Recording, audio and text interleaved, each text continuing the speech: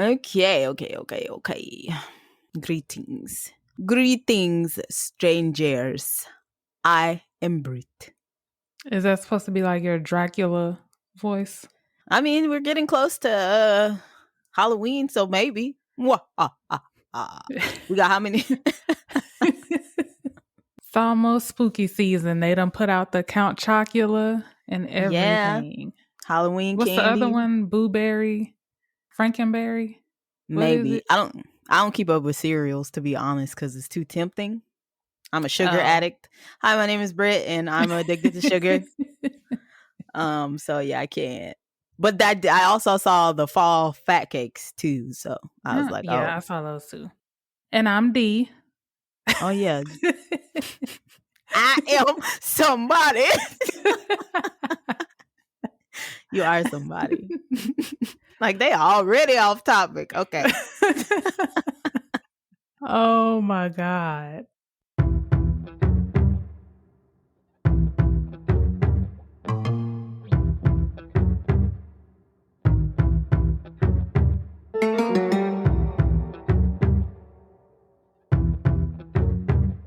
Welcome to another episode of It's a Strange World After All. The podcast where we discuss true crime cases, the supernatural, urban legends, conspiracy theories, and all of the things that keep the world strange. Look. Oh, man. And I'm scared to take it now because my dreams have been... Oh, so I just showed her valerian root. I always figured y'all can't see. But I'm scared to take it because of the dreams that I've been having lately. And I'm just like, oh. I mean, you already have it. Man. You got it already. Yeah. And then it's going to take a few nights. Well, for me, it took a few nights for me to even start having dreams. So yeah. It said good. that online. It also said, and I'm not, putting you on blast or nothing. Just it said that valerian root isn't the cause of those types of dreams, like nightmares or night terrors. It is, they cautioned that if you struggle with those already, that it would just be like a heightened experience. Yeah. So like if I already, okay. Yeah, but so you admit that you were already. No, I wasn't having those kind of dreams. Yeah. Because actually, when I was taking it, I hadn't had dreams in a while, so. Oh, dang. Yeah. But I think that's because your sleeping patterns were off, so you weren't in like your REM sleep. Okay, that makes sense. But yeah, I don't typically have like nightmares like that. Like I may have some weird kind of dreams or whatever, but not scary. So good luck. Thanks. I'll report back. They probably like, finally, a year later, yes, like finally got valerian root. And you got a lot. I will report back. I got 2 bottles. It was like 2 for $12 or something. I mean, it was like a good deal. So I was, can't pass up a sale. I mean, well, true. I'm ready. Okay. I'm ready. I want all the smokes. You say that now. In today's episode, we discuss Dean Corll, also known as the Candyman. Not to... I was going to say, not to be confused with... the Candyman. the Candyman. The one with the bees on his face. Yeah. This one is white. So... Here we this go. One was an actual...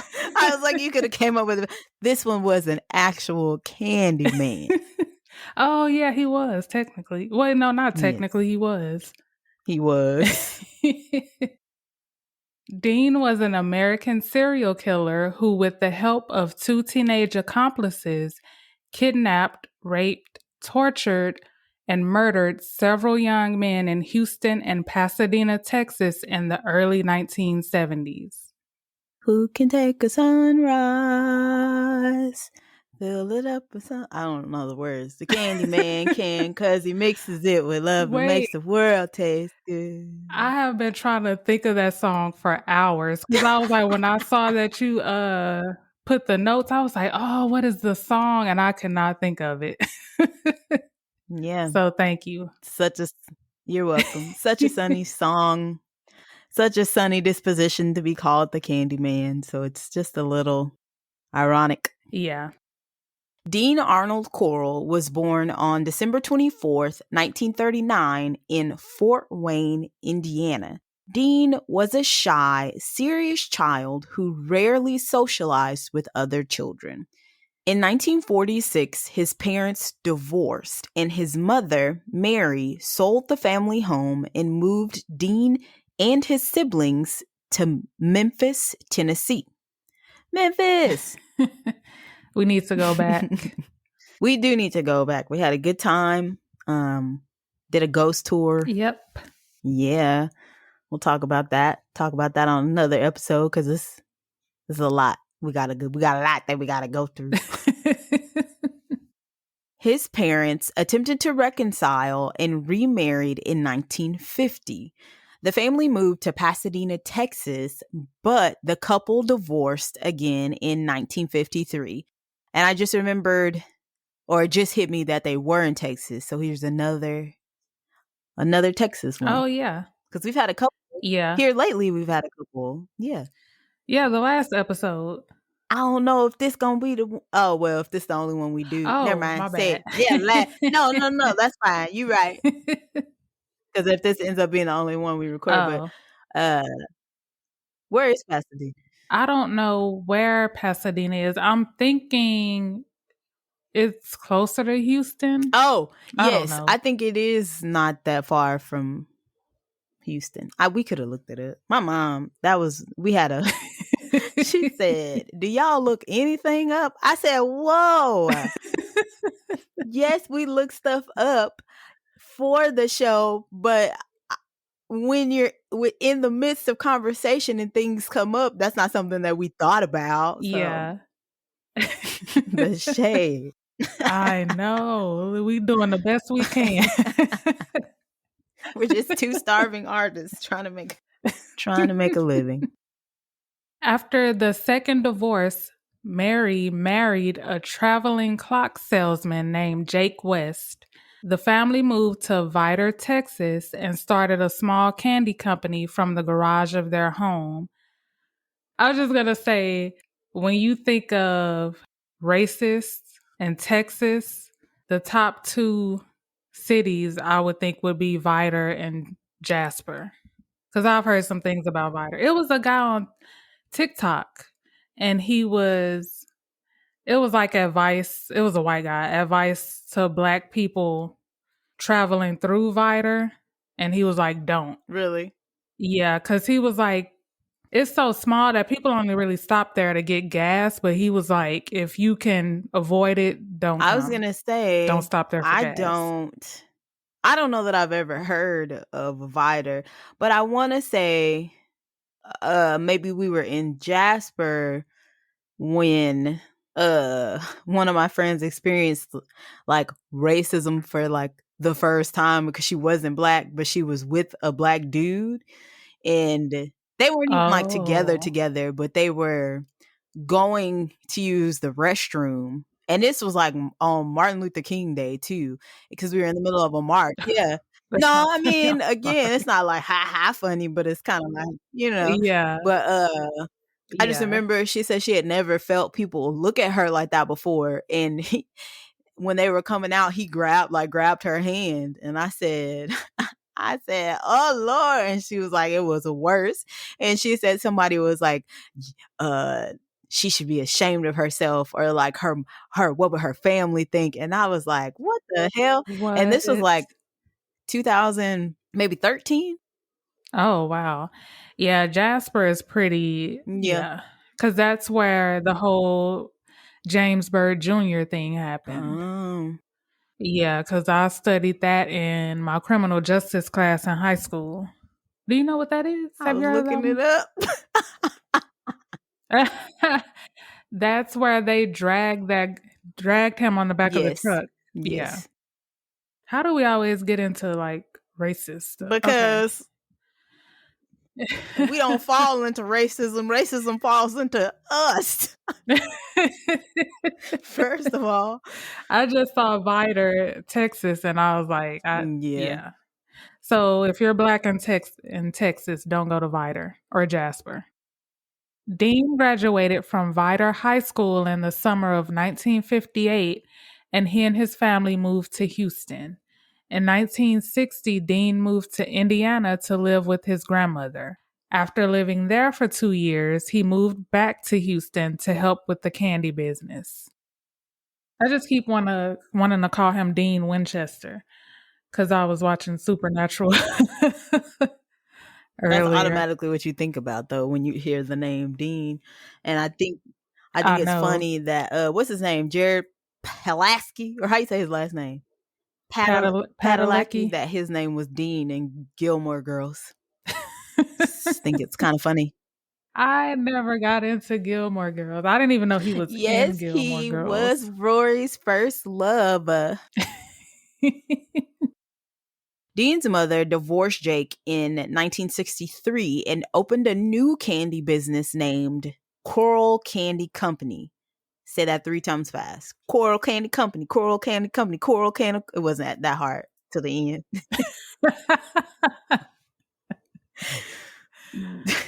You want to try? All right. No, I can barely talk anyway. That same year, one of the teenage male employees complained to Mary that Dean made sexual advances toward him. In response, Mary fired the teen. Mother Mary. Mother Mary. What are you doing? Yep, that's how all companies should handle sexual harassment allegations. Just fire people, That way you don't have to deal. You don't have to deal with it. Like, you know what we can do for you? Let you go. That's sad though, because that's a red flag. Yeah. Like, clearly, this is a kid. Yeah. So, okay, Mary. Yeah, why would he make this up? In like the 60s, I don't think that was the thing for people to make those allegations. Yeah. Especially because I, as a teenage boy, would feel embarrassed by it. Well, yeah, it was the 60s, so.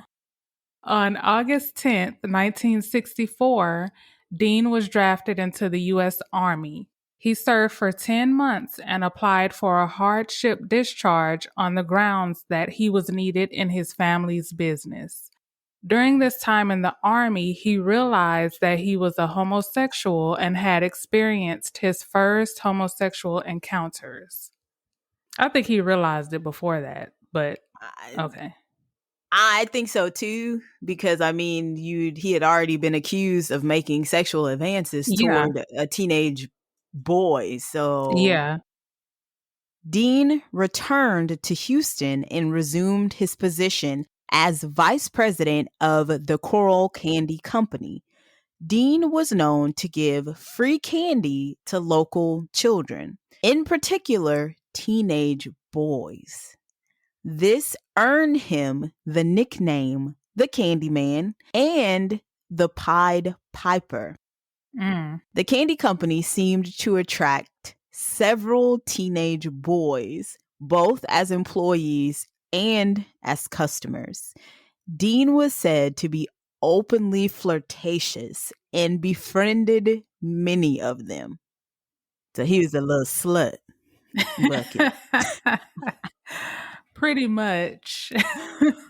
I just feel like anytime someone adopts the name the Pied Piper, like another red flag. Like that should be no. First of all, it's crazy because people are just now putting that together, and for even me, I was like, we really let him call himself the Pied Piper. I'm talking about R. Kelly now. I figured you were talking about K. Relly. Oh. But And we never paid any attention to it. I don't know about you, but I didn't. I Not at the didn't time. until I was like, I didn't really until the Boondocks episode. Yeah. And I was just like, oh yeah. Yeah, because also we were pretty young going like when it was first happening. So Yeah. but yeah, and in the case of this, it's just weird. So people were really okay with it was just weird, like, oh, he's attracting. Because I'm sure it was them thinking, oh, he's attracting all these kids, but primarily little boys. Let's call him the Pied Piper. What? That It's is questionable. ridiculous. Yes. In 1967, Dean befriended 12-year-old David Brooks. For 2 years, Dean groomed David and steadily built his trust. By the time David was 14, Dean was regularly sexually abusing David and bribing him with gifts and money for his silence. What's sad about this is that David's parents probably never even thought that anything inappropriate or malicious was going on with their relationship. They probably saw Dean as sort of a mentor to these boys. So Yeah. And that's how much things have changed, because back then a lot of stuff was going on that if it was happening today, you'll be like, okay, stranger danger. How many times were we told not to take candy from that's from literally a strangers. thing. Don't take candy from strangers. I mean, in his defense, he's the candy man. But yes, to accept, yeah, because he was accepting free candy. Well, not free, it came at a cost, but yeah, he was bribing him with gifts and money. So Yeah. yeah, And then too, they're not really thinking about it because they're working there. So they're providing for their families. They're helping their families out. So they're like, oh, they're just going to work. It's nothing going on. do I want to say So, this? This is about to be uh-oh. Uh-oh. unpopular opinion. So Uh-oh. basically, it was like a Michael Jackson shit sitch was No, what I I was don't going to say. I don't think Is that what so. you were I saying? think they might have thought it was just him going to work. These boys were working for the candy company. So Oh, they're just got sending their you. sons to work. They don't think anything else is happening because they're not saying anything. This is before child labor laws, I Yeah. guess, because oh, okay, it's like a 12. But yeah, I got I you. would I get be what you're saying. questioning if they didn't work there. I would be questioning why they're there anyway, just because. The candy good. It's candy. No, I was being serious. That wasn't that sounded like a double entendre. But no, it was Yeah. literally, or yeah, like I don't know. But I wouldn't put it past them if they didn't work there, but they saw this guy who was pretty successful and was thinking, oh, he's a good role model for them. So yeah, you can hang out with him. That's what I Oh, thought it was. okay. Yeah, that makes sense. It's a simpler time. Yeah, this reminds me of, kind of, because it was so out in the open, of Abducted in Plain Sight. Oh yeah, yes. Yeah. I see what you're saying. Yeah. For you to be so trusting of someone. Yeah. Yeah. And we all know how that, man. I said, so he was just boofing everybody? What? Everybody. Everybody. In September of 1970, Dean killed his first known victim, Jeffrey Conan. Jeffrey was an 18-year-old student who was hitchhiking from Austin to Houston to get to his girlfriend's house. Dean offered him a ride, and that was the last time he was seen. A few months later, in December, Dean abducted 2 more teenage boys and tied them to his bed. David walked in on Dean assaulting the boys. He told David that he was part of a gay pornography ring and had sent the boys to California. So that was just basically his explanation as to why they were there and why they weren't there all of a sudden. Right. I don't think that would be a lie that I would make up, because that's a gay pornography ring. You could have came up with something better than that. What would you have said? How do you explain that situation though? You can't. But, well, he was young, so he probably, I don't know, easily Yeah. convinced. He was young and he had already groomed him, so yeah. Yeah. But later he confessed to David that he had killed them. Dean bought him a Corvette for his silence. He also offered him $200 for any boys he could bring to him, and David agreed. He's like Macaulay Culkin in this season of American Horror Story. If you don't get that reference, watch American Horror Story. The on Hulu, American Horror Stories, or No, the new AHS, the new season of American Horror Story. It's out. that's already out. Yeah, Where have I girl, been? they're on What's like the the name fifth. of it? Don't give me the lie. It's it's American Horror Story double feature. Okay. I knew about it, but I did not know it was out yet. Yes, Macaulay Culkin is in it. It's wonderful. He's I'm wonderful. I might start it. No, I'm finna go to bed after we get done. So I might start it tomorrow.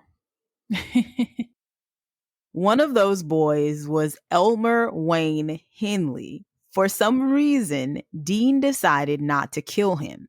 Instead, he groomed Elmer the same way he did David. He even told him the same story about the pornography ring before telling him the truth and offering him money to help find more victims. Elmer insisted that he refused the offer at first, but his family's financial situation led him to accept it. I had initially just made the note, like, I wonder what it was about Elmer and David that made Dean feel like he could trust them, but obviously their family financial status seems to play a big role. Yeah. And then I even read that he didn't even give Elmer as much money that he promised him. So he would give him not even half of what he promised him. Really? But his family really needed the money, so That's sad. yeah. In the early 1970s, David and Elmer would help Dean, the Candyman Corll, by luring boys and young men ranging in age from 13 to 20. The three of them would take the boys to Dean's home where they were bound and gagged. Each victim would be tied to a wooden torture board where the three would torture and rape them. Afterward, some victims were strangled to death and others were shot. Dean forced the victims to write postcards to their families saying that they were okay before he murdered them. That is sad. That is sad. And then I wonder what it looked like, because I picture, what are those things called? Like back in like the Salem witch trials where they had the board where they would put their head in and their hands in the, what are those called? You know what I'm talking about? Uh-huh. I don't know what it But I is don't think called it's though. like that, but something like that. Something similar. Yeah. On the evening of August 7th, 1973, Elmer Henley, who was 17 at the time, invited 19-year-old Timothy Curley to attend a party at Dean's house in Pasadena, Texas. David Brooks was not there. Timothy was an acquaintance of Dean's and was intended to be his next victim. When they arrived at Dean's house, the two sniffed paint fumes and drank alcohol until midnight before leaving to go and get some sandwiches. I didn't think people actually did that, like Sniff sniff paint paint. fumes? Yeah. Yeah. My mom said they used to so I'm about to say this all wrong. So when they print, apparently, like when you printed back then, the ink was still, it was different, like it was fresh or something, so you could sniff Yeah. the papers in school when they printed them. I think she Oh, was the one that wow. told me that, or I could be lying. I could have seen that in like in like Fast Times at Ridgemont High. That could be like a false memory, but they used to do that. I know that. Okay. Elmer and Timothy then drove to Houston Heights and parked close to Elmer's home. He got out of the car and heard a commotion coming from the home of his 15-year-old friend Rhonda's house. She had been beaten by her father and accepted Elmer's invitation to join him and Timothy at Dean's house. They got to the house at approximately 3 a.m. on August 8th. Dean was furious that Elmer had brought a girl to his house, telling him that he had ruined everything. Dean finally calmed down and offered the teens beer and weed. 2 hours later, all three teens passed out. I don't know if this is just the 70s, but did teens not have curfew? Like, why? Or did she just run away from home? Because why are you out at, She ran away. I get, well, for everybody. Well, I guess 17 and 19 is Yeah. But then back 3 o'clock in the then it morning. was less strict. 3 o'clock in the morning. Yeah. I mean, it was the 70s. They was Yeah. white, you know. Man. I forgot what I was going to say. Yeah. And maybe they had arranged, like, sleepover plans. Like, oh, I'm going to stay at Elmer's and Oh, maybe. maybe. Okay. It's just, Yeah, all because right. the girl, she just left because her dad beat her, so she just left. The Right. other two, I don't know. Yeah. Elmer awoke to find himself lying on his stomach and Dean putting handcuffs on his wrists. His mouth had been taped shut and his ankles were bound together. Rhonda and Timothy lay beside him, bound and gagged, face down on the floor. Dean removed the tape from Elmer's mouth and started yelling, saying he was going to kill all three of them. This my thing. I would never have trusted him. I don't know you, sir. You telling me you confided in me about what you were doing, but he is a murderer. You know that he is a rapist and a murderer and a kidnapper. I don't care how much you paying me. I would not sleep a wink. I might hang out with you if I'm that type of person and accept the funds from you, but I don't trust you as far as They I can throw you. I mean, he was groomed, so that plays a part in Man, there. But they were passed out. They were smoking weed, sniffing paint, drinking. So they passed out. It wasn't like they went over there and went to sleep on purpose. I'd not even be doing drugs around. I'm looking at you, you looking at me, I'm looking at you, you looking at me. Cause I refuse. I don't trust you. Yeah, but again, we don't know what it's like to be groomed. That's So true. we don't know what was going on in his mind, Just got to Sleep. keep that Sleep with in one mind. eye open. Elmer calmed him down by promising to participate in the torture and murder of Rhonda and Timothy. Dean agrees and untied them. Elmer began to cut off Timothy's clothes as Dean started to undress and assault Timothy. Rhonda woke up and begged Elmer to help them.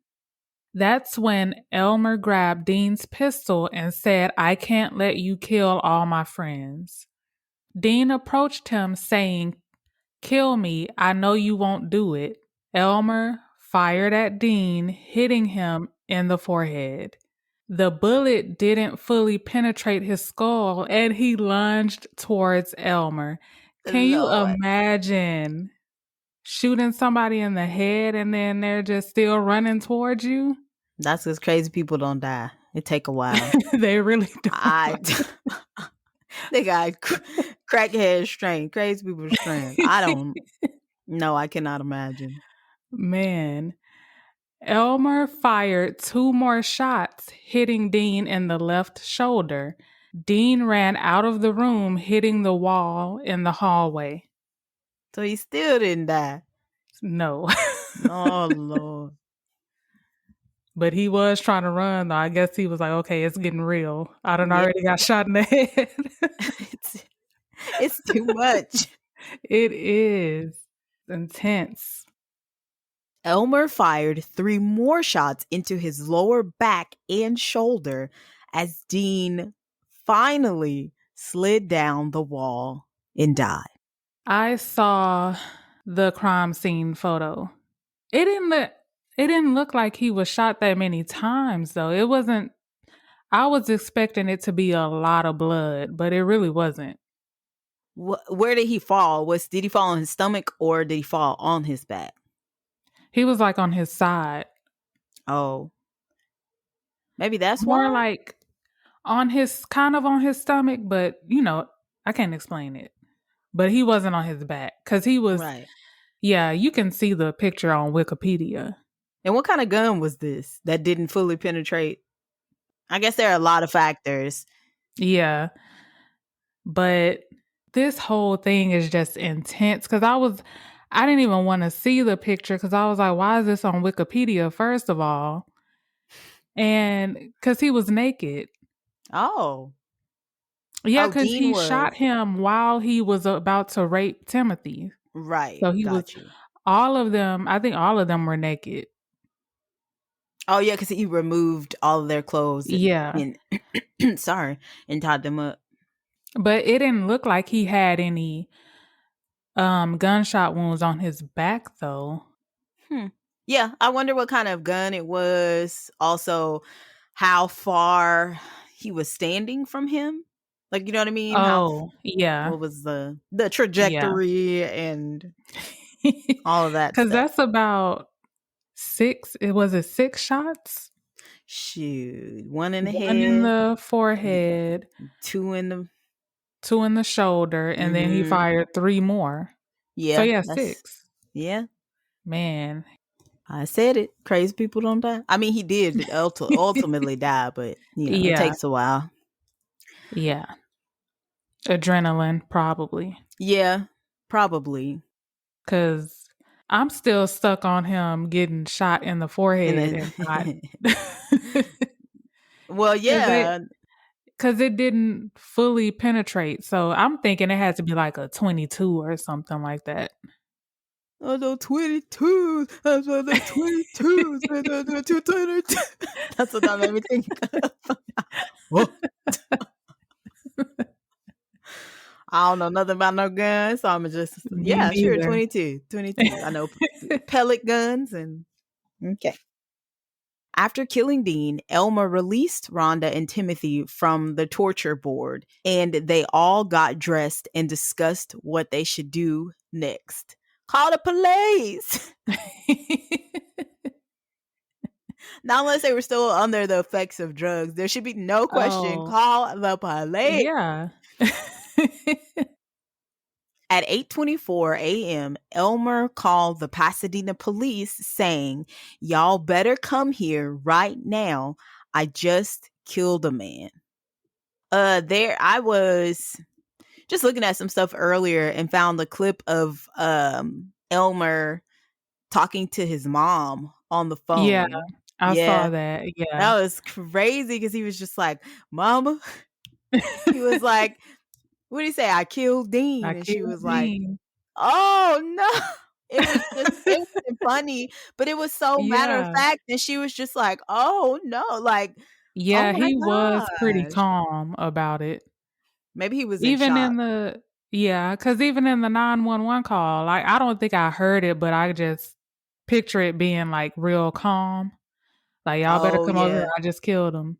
I just killed him. He was probably desensitized to it. I mean, obviously.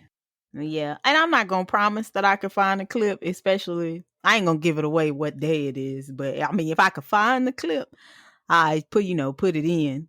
But Yeah. you guys should find the clip either way because it was pretty. Oh well, I take that back. Either way, it'll either make the episode or I can just put it in the details. So Yeah, I saw it in a documentary because it was a documentary about him and John Wayne Gacy. oh. Because it was like the Candyman and the Clown or something like that. Oh, okay. Yeah. I don't, okay. I'm gonna have to look that up because I don't know if that's the one I saw. Because the one I found was really short, and I don't think it was that one though. Oh, yeah, this one was like an hour and a half. Once in custody, Elmer told the officers everything. And the next morning, he gave a full written statement detailing his and David's involvement in the murders. I completely forgot about David. But because he wasn't there for any of that He because by probably. that time he was married, Oh, but he was still participating in all the murders. He just wasn't there that night. He was probably with his wife. interesting. Yeah, that was another thing I was thinking about. Their sexual orientation. If Elmer or David even felt like they were homosexual, because I'm pretty sure there has to be some of the people that they kidnapped and attacked, they couldn't have been all gay, you know what I mean? Or all Yeah. homosexual. So I just wondered what their sexual orientation was, especially because they were involved in this. Yeah, that's a good question. Cause I mean, David got married to a Yeah. woman, so and I don't know how old Elmer was when Dean started grooming him, but David was 12. Right. Right. So, yeah. Okay. But Yeah. yeah, And in my mind I had them backwards. I had so yeah, I wonder how old Elmer was. he had to have been, cuz when this happened, he was 19. So, he had to have been maybe 16, 15, 16. Because this happened over the course of 2 or 3 years. It started in 1970. So, 3 years. 3 years. Yeah, yes, yeah, 3 years. Yeah. Later that evening, David Brooks gave a full confession, but he denied participating in the murders. All three of them are known to have killed a minimum of 28 teenagers and young men between September 1970 and August 1973, although the number of victims could be higher. That is a lot. That is a lot within that short amount of time because I mean, 3 years, it it is a long time, I guess, but you're talking about killing people and getting away Yeah, with it for so long. yeah. Because who And knows it's if that didn't crazy. happen? Sorry, who knows how long it would have lasted if Oh, yeah. that If he didn't wouldn't have killed happen. him, yeah. Mm-hmm. It's crazy because this was a lot. So if you want to like learn more about it, I would see if you could find documentaries about it because two of the boys were brothers and one of them was abducted. And then like a year or two later, he got the other brother. Oh man. So yeah, it's this whole case is crazy, Yeah. crazy. If I can, once I figure out the name of the documentary, I'll put it in the sources. Okay, that works. Elmer Henley and David Brooks were tried separately for their roles in the murders. Elmer was brought to trial in San Antonio on July 1st, 1974, and charged with 6 of the murders. Throughout the trial, the state introduced 82 pieces of evidence, including Dean's torture board. So you think there's a picture out there? It may be. Maybe. We could try to Okay, if look it there, up because I didn't even yeah. think to Google it. I didn't think about it because I didn't think about it being a part of the evidence. Like I forgot that it was a part of the evidence, so I didn't Yeah. think about that either, but I'm going to look that up and either Yeah, because use it or I put want a to see it. link. Yeah. Yeah. The jury deliberated for 92 minutes before finding Elmer Henley guilty for all 6 murders. He was sentenced to 6 consecutive life sentences totaling 594 years. Jeez. Elmer, yeah, which he deserves. I mean, yeah. I just, no, he deserved it. He deserved it. Because I was like, I don't know how I feel about it because he was groomed, but he was still old enough to know right is right and wrong is wrong. So, Yeah. When it comes to participating in murder and you're not a child, like if it would have been that he was 4 or you know what I mean? Like if you yeah, started at such a young age to where you really do not understand that this is like you don't understand the difference between right and wrong when it comes to that, but yeah. you That's why were I was like, kind of like with David, I feel bad for him because he was 12. yeah. The murder started, of course he was older, but he was being groomed at 12. Yeah. So, yeah. I feel I have more sympathy towards him than Elmer. Elmer. Stupid name. I know. I just keep seeing Elmer Fudd's I face. know. Childish. Elmer appealed his sentence and conviction, and his retrial began on June 18th, 1979. The retrial lasted 9 days, and he was found guilty and was again sentenced to 6 concurrent 99-year terms. 594 years. Whew. David Brooks was brought to trial on February 27th, 1975, and was only charged with one of the murders. David's trial lasted less than a week, and the jury deliberated for 90 minutes. He was found guilty and sentenced to life in prison. David also appealed his sentence, but his appeal was dismissed. Why was he only charged with one? So maybe they did have, or they just didn't have enough evidence against him. Oh, maybe. But I don't know. I don't I know. honestly. Because yeah, what warranted Elmer being charged with six of the murders? I guess evidence. I don't know. Yeah. Versus, let me shut up. But either way, they spend a life in prison, so I guess. Yeah. Yeah. Elmer Henley is currently serving his sentence and will be eligible for parole in October 2025. David Brooks died of COVID-related complications at a Galveston hospital on May 28th, 2020, at the age of 65. So, what are your thoughts on everything, all of this? I don't know. You know, I feel like it's a sad situation, especially for the young men involved. I Mhm. do slightly feel bad for Elmer and David. Yes, both Elmer and David, because they may have felt like they owed this to him or felt some sort of sick loyalty to him, and now their life is just Yeah. over. But then so are these 28 men who didn't ask for this, who probably weren't even into the things that they were into and lost their lives. And it's just, I don't know. It's just, I don't know, man. So, question.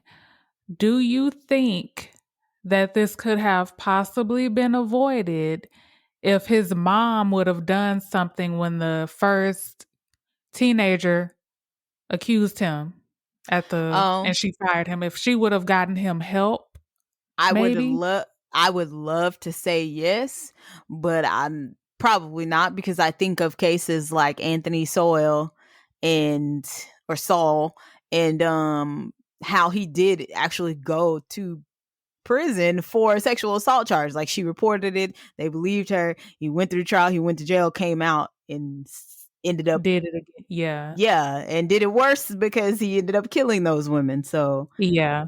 no, I don't think so. Mm. Yeah, well then, yeah, I don't think so either. Because it's so much you can get into about, like, if he would have gotten help, because I don't know. I just want to say it could have been avoided, but I don't think it could have. No, I don't. Which, I mean, maybe in in an alternate universe, I don't know. Maybe this never happened, but nah, I don't. I feel like she should have at least tried, because that's not normal. You shouldn't be making advances towards kids. No, you shouldn't. No, you shouldn't be making advances towards kids. You also shouldn't be overly flirtatious with kids. And I'm wondering who was around when this sort of thing was happening. Yeah. Again, you will never know. No, not unless we come up with like what if we were like, not Ghostbusters, but just like, I don't know. Like, like Timeline Busters, and then we get to go, we travel through time, and then we get to go see like these people when they're younger and see like, aha, this is the moment that. Yeah. I don't know. Because there were so many red flags, but they were ignored. A couple of them. Yep. Yeah. That's all, folks. Be sure to follow us on Instagram at It's a Strange World Podcast, Twitter at Pod Strange World, and Facebook and TikTok at It's a Strange World After All. Also, keep up with us on Instagram for those hashtag Myth Mondays and hashtag Strange Saturdays posts. Yes, we would love, love, love to hear from you. Tell us what you think about this case, or any of the cases we've done so far. Also, if there are, if there's anything in the world of strange, any cases, superstitions, legends, myths, I don't know, I couldn't think, that you would like for us to cover, let us know. Even if it's something for Myth Mondays or Strange Saturdays. Like, if it is like a quick tidbit, let us know. I would love to get suggestions for conspiracy theories, because for whatever reason, I'm having a hard time finding good ones. Yeah, and I was thinking that too the other day. And it's like on YouTube, you can find those videos with like you can go all day and watch different conspiracy theory videos, but to find the different conspiracy theories online is a little difficult. I agree. Yeah. We should publish a conspiracy theory book. Ooh. Something to think about. Thank you for tuning into another episode of It's a Strange World After All. Oh, and then I'll keep y'all posted on my valerian root journey. I don't know if I'm gonna take it. Please do. I will. I guess I'll take it. Yeah, you already paid for it. I did, but I can always return it. It's still in the packaging. But I'm not gonna be scared. I ain't never scared. And thank you, as always, for keeping it strange with us. Bye. Bye. Thank you.